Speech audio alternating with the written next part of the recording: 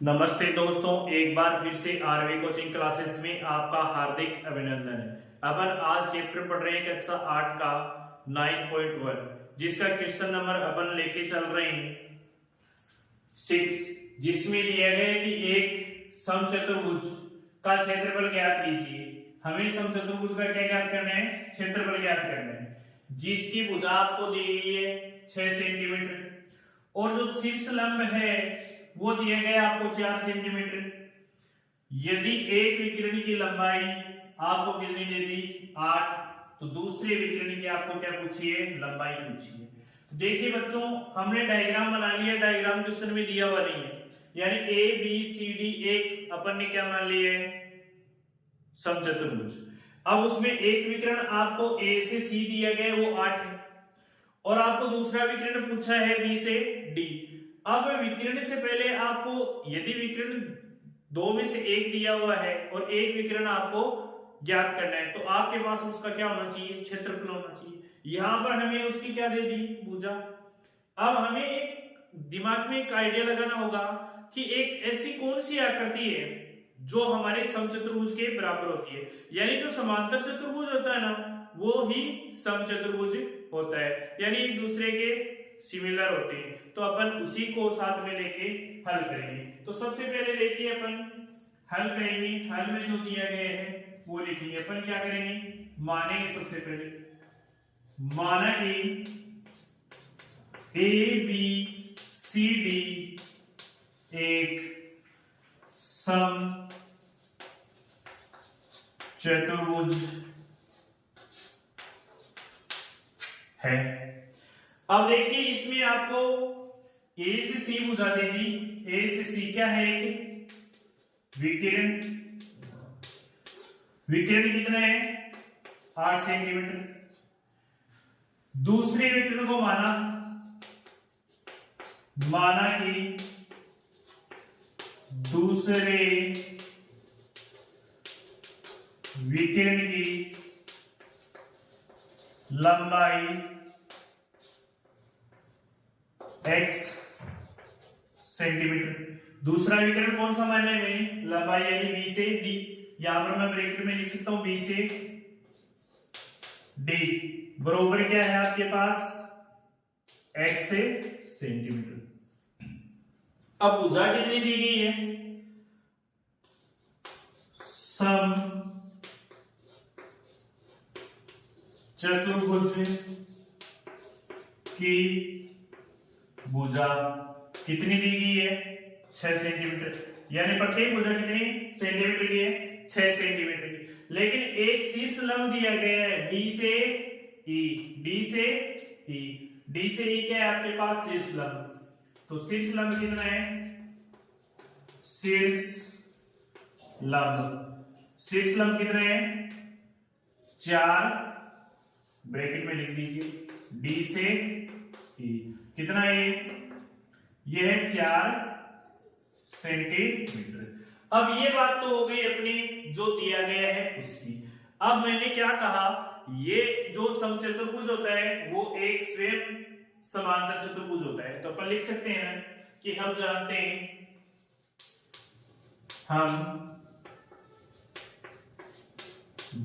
हैं कि एक समचतुर्भुज एक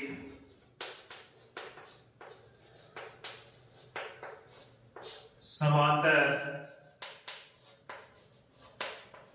चतुर्भुज होता है। इस स्टेटमेंट से अपन क्या करेंगे? समचतुर्भुज का क्षेत्रफल है वो समांतर चतुर्भुज के क्षेत्रफल के इक्वल लिखेंगे। तो लिखिए, अतः सम चतुर्भुज का क्षेत्रफल बराबर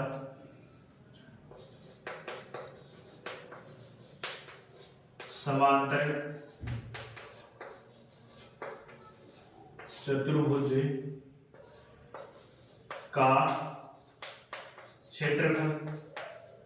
अब देखिए आप सब जानते हैं कि समांतर चतुर्भुज का क्षेत्रफल होता है वो आधार गुणा ऊंचाई होता है, बेस इनटू हाइट। आधार गुणा ऊंचाई। अब आप सभी जानते हैं इसका आधार कितना है, देखिए ये तो इसकी क्या हो गई, हाइट हो गई 4 सेंटीमीटर, और इसका जो बेस है वो कितना हो गया, AB।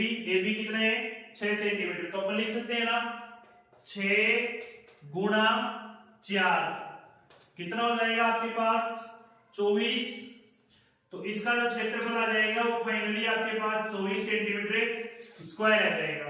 और ये जो क्षेत्रफल आया ये किसका आ गया आपके पास, समचतुर्भुज का आ गया।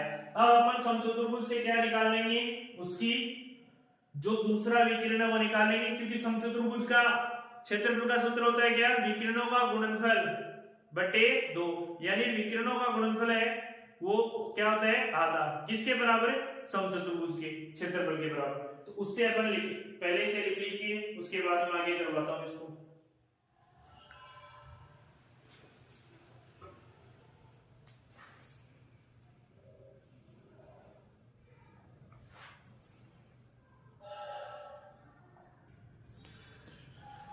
अब देखिए समचतुर्भुज का क्षेत्रफल निकाल लिया आपने, कितना है 24। अब अपन को क्या निकालनी है, इसकी दूसरी एक भुजा है, यानी दूसरे विकर्ण की लंबाई हमें पूछी है तो वो निकालनी है। तो अपन क्या लिखेंगे, यदि लिखेंगे कि सम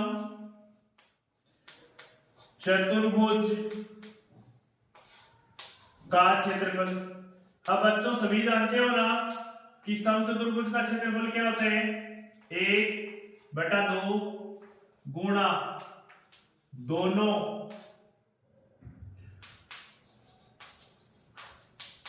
विकिरणों का गुणनफल। तो दोनों विकिरण कौन कौन से हैं आपके पास, क्षेत्रफल कितना आपके पास, आपने कितना निकाल लिया है 24, तो यहां पर 24 रख दीजिए 24। फिर देखिए 1/2, एक विकिरण कितना दिया गया आपको AC, एक विकिरण कितना दिया गया है 8 सेंटीमीटर, तो 8 लिख दीजिए। दूसरा विकिरण कितना अपने पास X, क्योंकि माना है अपन ने X। अब देखिए इस 2 से इस 8 को काटोगे कितने टाइम, 4 टाइम, तो आपके पास वैल्यू क्या जाएगी 4x, इधर आपके पास क्या जाएगा 24। अब आपको पता है कि जब हमें x की वैल्यू निकालनी है तो इस 4 का 24 में क्या लगा देंगे अपन, भाग। तो अपन लिख सकते हैं ना x बराबर 24/4, 4 की टेबल से काटोगे इसको कितने टाइम, तो ये वैल्यू आपकी क्या जाएगी, x बराबर क्या जाएगा 6 सेंटीमीटर, यानी डायगोनल की वैल्यू कितनी आ जाएगी आपके पास 6 सेंटीमीटर आ जाएगी। 6 चौक 24 होते हैं ना, तो जो फाइनली जो अतः दूसरे विकिरण की लंबाई कितनी होगी आपके पास से 6 सेंटीमीटर, जो कि अपना क्या है फाइनल आंसर। तो ये आपका आंसर है, इसे नोट कीजिए।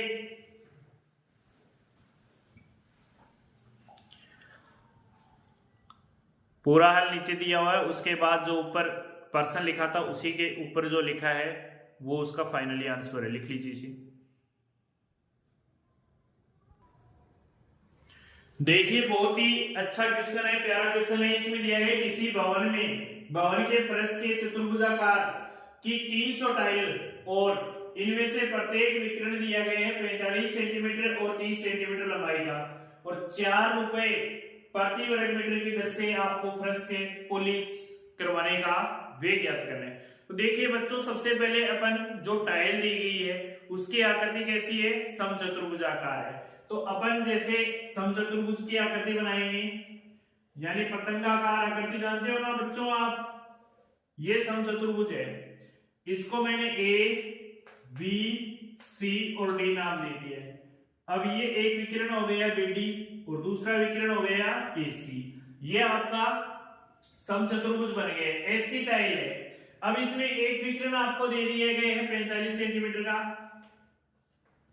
दूसरा आपको दिया गया इसमें 30 सेंटीमीटर का, दो विकिरण दिए गए। और आप जानते हो कि एक जो समचतुर्भुज होता है उसका क्षेत्रफल क्या होता है, 1/2 दोनों विकिरणों का गुणनफल। तो उसी से अपन एक टाइल का निकालेंगे और जो क्षेत्रफल आएगा उसको 3000 टाइलों से अपन क्या कर देंगे, गुणा कर देंगे, वो अपने पृष्ठ का क्या आ जाएगा, क्षेत्रफल आ जाएगा। तो सबसे पहले करते हैं अपन हल लिखेंगे। हल में सबसे पहले एक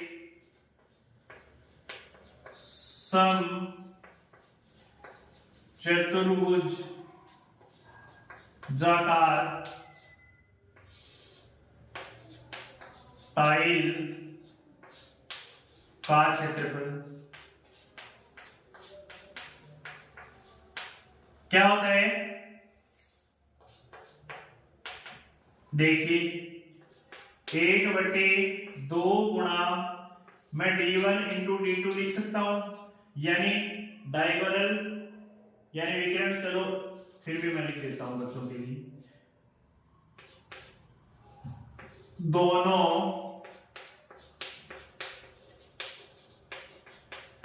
विकिरणों का गुणनफल। अब देखिए वैल्यू सेंटीमीटर में दी गई है, 1/2 क्या लिखोगे, 45 गुना 30। अब देखिए बच्चों अपन इसको इससे काटते हैं तो वैल्यू कितनी आती है अपने पास, वैल्यू आ जाएगी अपने पास 15। अब आप जानते हैं कि 15 को 45 से इंटू करोगे तो वैल्यू क्या आ जाएगी, देखिए 45 को 15 से इंटू करोगे, 5 की टेबल को 5 बार इंटू करोगे क्या आएगा 25, कैरी कितनी 2, फिर 5 को 4 से गुणा करोगे क्या आएगा 20, 20 में 2 जोड़ोगे 22, फिर 45 एज इट इज, फिर 5, फिर 7, फिर 6, यानी 675 आएगा आपके पास। और ये 675 है, ये मात्र और मात्र एक टाइल का है, एक टाइल का क्षेत्रफल है 675। तो अपन लिख देंगे यहाँ पर 675 सेंटीमीटर स्क्वायर। अब देखिए आगे अपन क्या करेंगे, इसमें करेंगे अपन फर्श का क्षेत्रफल, फर्श का क्षेत्रफल कितनी टाइलें हैं फर्श में, 3000 गुणा 675 गुणा कीजिए, देखिए 3 जीरो में पहले से लगा देता हूं, 1 2 3। अब देखिए 3 की टेबल 5 पर बोलोगे क्या आएगा, 5 3 15, कैरी कितनी 1, फिर 7 की टेबल कितने पर बोलोगे, 3 बार 7 थी 21 और 1 कैरी 22, फिर 2, फिर 6 की टेबल बोलोगे 3 पर 18, 18 में 2 ऐड करोगे 200, 18 में ऐड करोगे 20, तो ये हो जाएगा 205,000।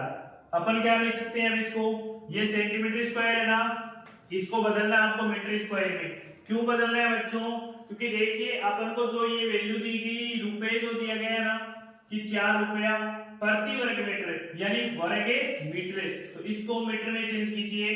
तो मीटर में चेंज करोगे तो 1 मीटर बराबर क्या होता है, 1 मीटर बराबर क्या होता है 100 सेंटीमीटर।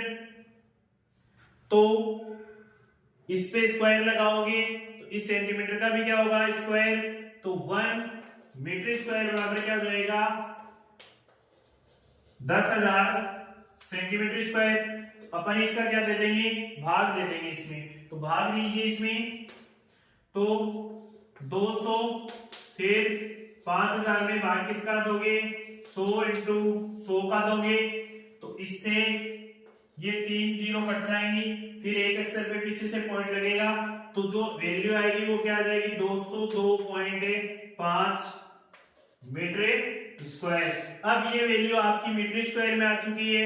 अब आपको क्या करना है, फर्श के पॉलिश कराने का वे निकालना है, तो उसको 4 से क्या कर दोगे गुणा। तो लिखिए फर्श पर पॉलिश करवाने का वे, फर्श पर पॉलिश करवाने का वे यानी खर्च कितना होगा 4 गुणा 202.5 मीटर स्क्वायर। अब देखिए 4 रुपए प्रति वर्ग मीटर दिया हुआ है तो दोनों इकाई सेम होगी तो अपन इसको गुणा कर सकते हैं। तो 4 से इसको गुणा कीजिए, वैल्यू क्या आ जाएगी देखिए 4 की टेबल 5 पर बोलो क्या आएगा 5 20 कैरी कितनी 2 फिर 4 दूनी 8 8 में 2 जोड़ोगे क्या हो जाएगा 10। फिर देखिए 0 को 4 से मल्टीप्लाई करोगे तो 0 ही आएगा, फिर 4 से ये आ जाएगा। अब एक अक्षर पे पॉइंट है ना ये 8100 आ गए, लेकिन एक अक्षर पे पॉइंट लगाना है तो पीछे से एक अक्षर पे पॉइंट लगाइए, यानी आपके पास 810 रुपए पड़ेंगे। कितने पड़ेंगे 810 रुपए, जो कि अपना क्या है फाइनली आंसर। अतः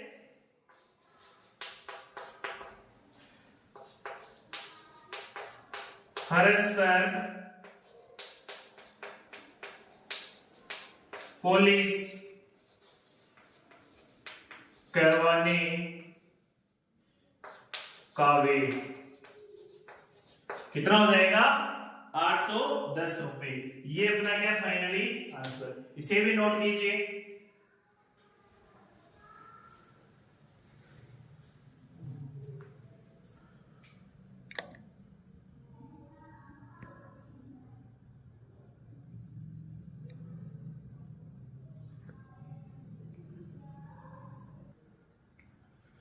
देखिए इंपॉर्टेंट क्वेश्चन है कि मोहन एक समलंब के आकार का खेत खरीदना चाहता है, मतलब वो समलंब आकार का खेत खरीदना चाहता है। तो देखिए खेत नदी के साथ वाली भुजा सड़क के साथ वाली भुजा के साथ लगती है, यानी ये जो सड़क है सड़क इसे क्या लग रहा है समांतर भुजा लंबाई में क्या होती है दोगुनी। और इस खेत का क्षेत्रफल ज्ञात करना है, क्षेत्रफल आपको दिया गया ज्ञात नहीं करना है 10,500 मीटर स्क्वायर। दो समांतर भुजाओं के बीच की लंबवत दूरी दे दी, यानी जो हाइट है वो कितनी दे दी 100 दे दी। तो नदी के साथ वाली भुजा की लंबाई बताइए। तो कहने का मतलब आपको डीसी बतानी है। तो देखिए ये तो है नदी, ये तो है आपकी नदी। अब एबी भुजा है वो सड़क के साथ सटी हुई है और डीसी भुजा है वो नदी के साथ सटी हुई। तो आपको डीसी ज्ञात करनी है, तो डीसी ज्ञात करने से पहले आपको भुजा माननी पड़ेगी। तो आप क्या मानोगे एक भुजा को x मानोगे, एक भुजा को x मान लोगे, दूसरी भुजा को क्या मान लोगे 2x, क्योंकि वो क्या है उसकी दुगुनी दी गई है। तो सबसे पहले आप दिया हुआ लिखोगे, दिया हुआ में आपके पास क्या है वैल्यू देखिए सबसे पहले आप दिया हुआ लिखिए हल, हल में आपको दिया गया खेत का क्षेत्रफल दिया हुआ, दिया हुआ में क्या आपके पास खेत का क्षेत्रफल, खेत का क्षेत्रफल कितना दिया हुआ 10,500 मीटर स्क्वायर ये दिए गए। अब आप क्या करोगे जो सड़क के साथ सटी हुई भुजा है उसको x मान लोगे, मानक ऊंचाई कितनी दी गई आपको, समांतर भुजाओं के बीच की दूरी वो लिख दीजिए 2 समांतर भुजाओं के बीच की लंबवत यह लंबवत दूरी यानी हाइट कितनी दे दी आपको 100 मीटर। तो दो वैल्यू दे दी। अब एबी भुजा को क्या मालूम डीसी भुजा है माना कि डीसी भुजा है वो 2AB हो जाएगी, क्योंकि ये भुजा AB है तो ये DC क्या हो जाएगी इसकी दुगुनी। अपन ये भी लिख सकते हो, अर्थात या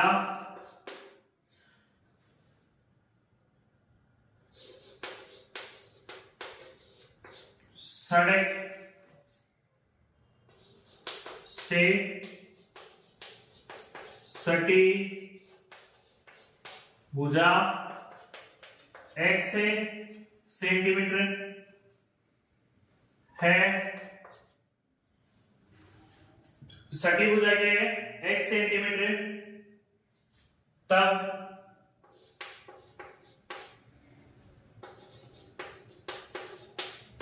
नदी से सटी भुजा 2x मीटर आएगा, इसमें मीटर। अब देखिए आपको क्या निकालना है, समांतर चतुर्भुज का क्षेत्रफल दिया गया है, तो आप समांतर चतुर्भुज के क्षेत्रफल से उसकी वैल्यू निकाल सकते हो। लिखिए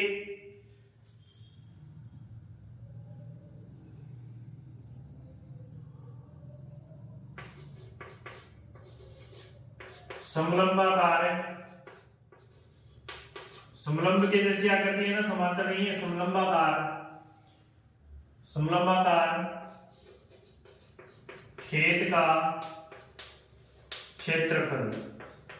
समलंबाकार खेत का क्षेत्रफल क्या होता है, 1/2 गुणा समांतर भुजाओं का योग गुणा ऊंचाई। समांतर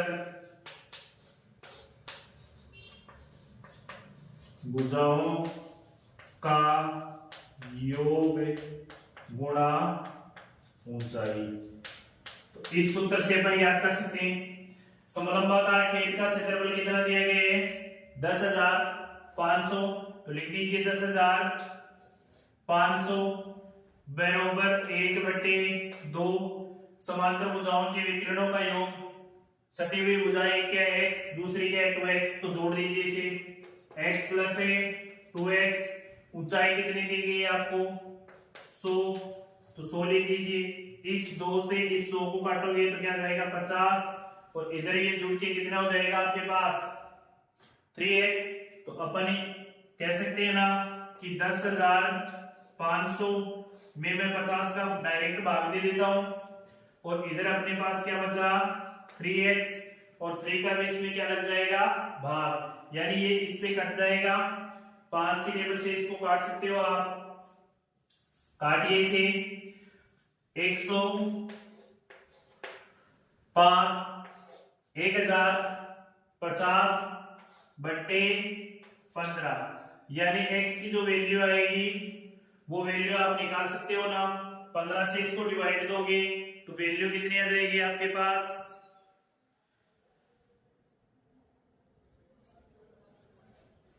देखिए 15 से कितने होते हैं, वैल्यू आ जाएगी आपके पास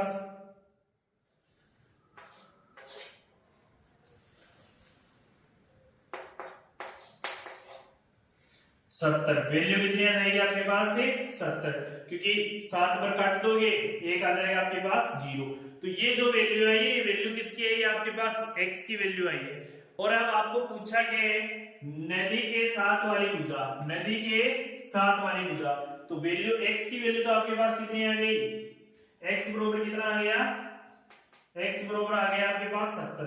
तो अब आप क्या करोगे, यहां पर लिखोगे नदी के साथ वाली भुजा पूछी है, तो नदी के साथ वाली भुजा कितनी है, नदी से सटी हुई भुजा कितनी है 2x।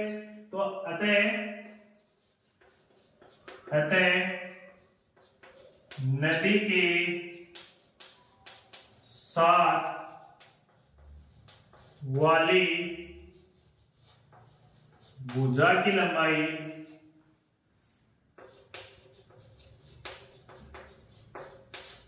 बराबर 2 गुणा 70, क्योंकि देखिए x की वैल्यू कितनी है 70, सटी हुई भुजा क्या है 2x, क्योंकि ये AB है तो ये 2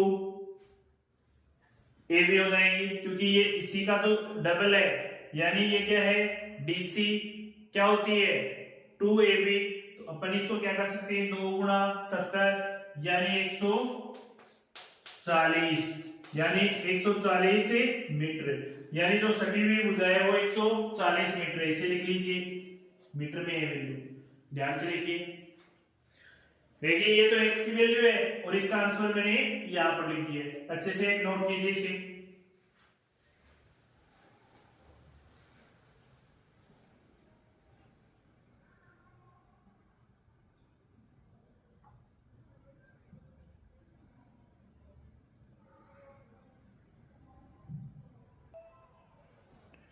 देखिए इस क्वेश्चन में आपके पास ऊपर उठे हुए एक चबूतरे के ऊपरी पृष्ठ अष्टभुज के आकार का है, जिसकी आकृति आपको दी गई है। अष्टभुजी का आपको क्या पूछा है, क्षेत्रफल।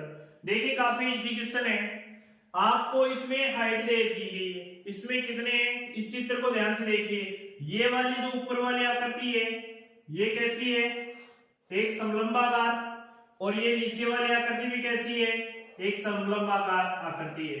तो इसकी हाइट कितनी है आपके पास, इसकी हाइट भी कितनी है 4 मीटर, और ये ऊपर वाले भी कितनी है आपके पास 4 मीटर। अब ये लंबाई आपको क्या दी गई है, 11 मीटर दी गई है। तो आप अच्छे से इसको ज्ञात कर सकते हैं ना, इसमें दो तो है समलंब और एक है आयत, तो अपन इसको अच्छे से कवर कर सकते हैं। तो देखिए इसमें जो वैल्यू दी गई है उसके हिसाब से आप इसको लिख दीजिए।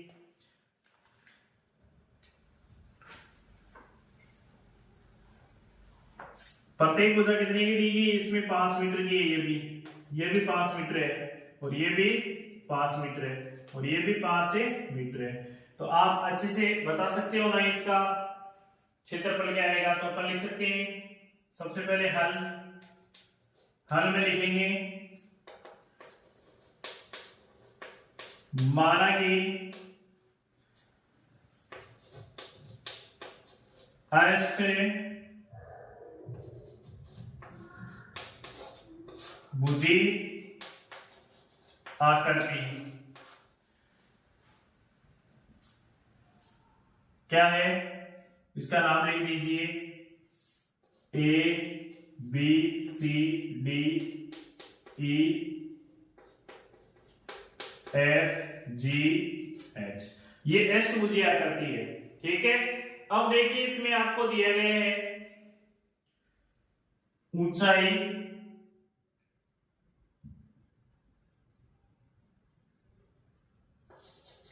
भुजा कितनी है 5 मीटर,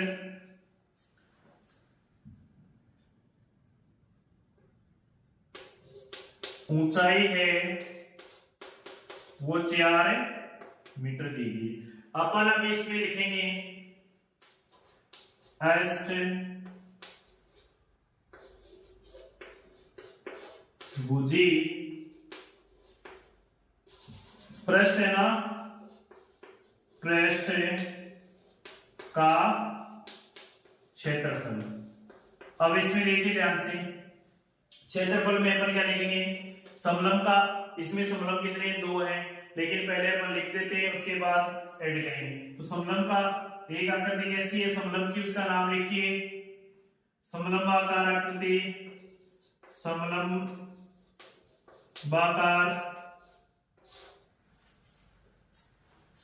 क्या है,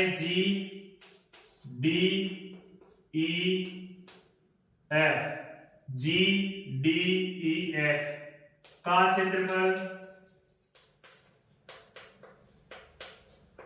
प्लस आयत HCDG का क्षेत्रफल। आयत का नाम क्या है, HCDG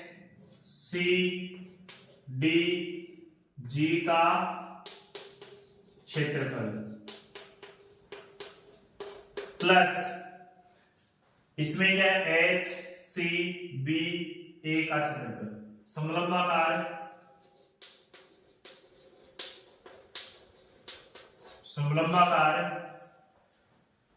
ABCH का क्षेत्रफल।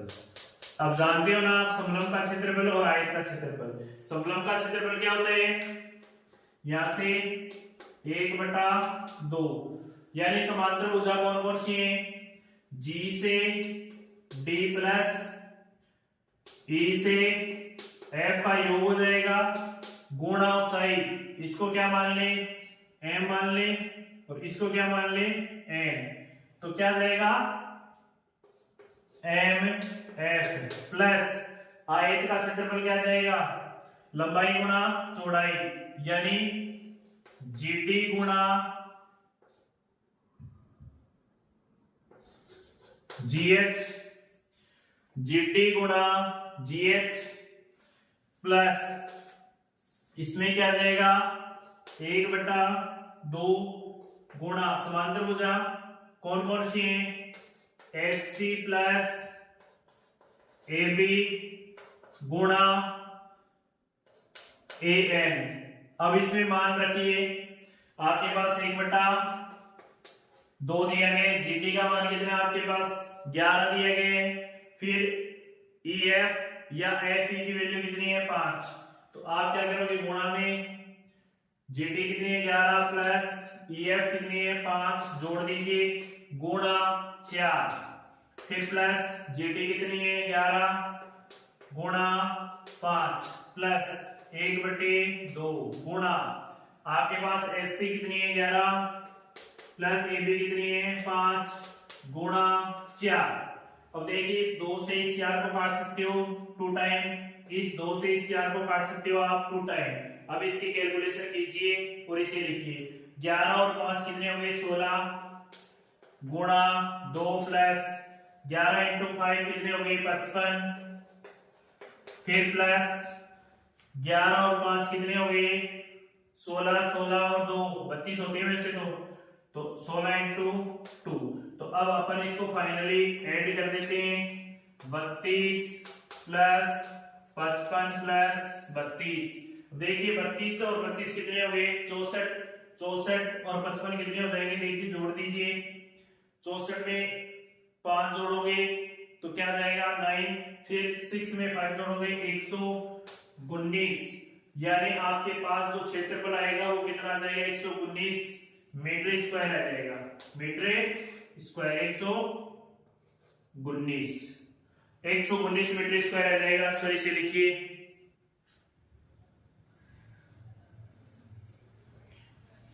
ऐसा लिख सकते हो यहां पर, अतः आकृति का क्षेत्रफल 119 मीटर स्क्वायर है। तो आशा करता हूं कि ये वीडियो अच्छे से ज्यादा आपको समझ में आया होगा। तो आप हमारे जो आरवी कोचिंग क्लासेस है उसके चैनल को ज्यादा से ज्यादा शेयर, लाइक, सब्सक्राइब कीजिए। जय हिंद, जय भारत।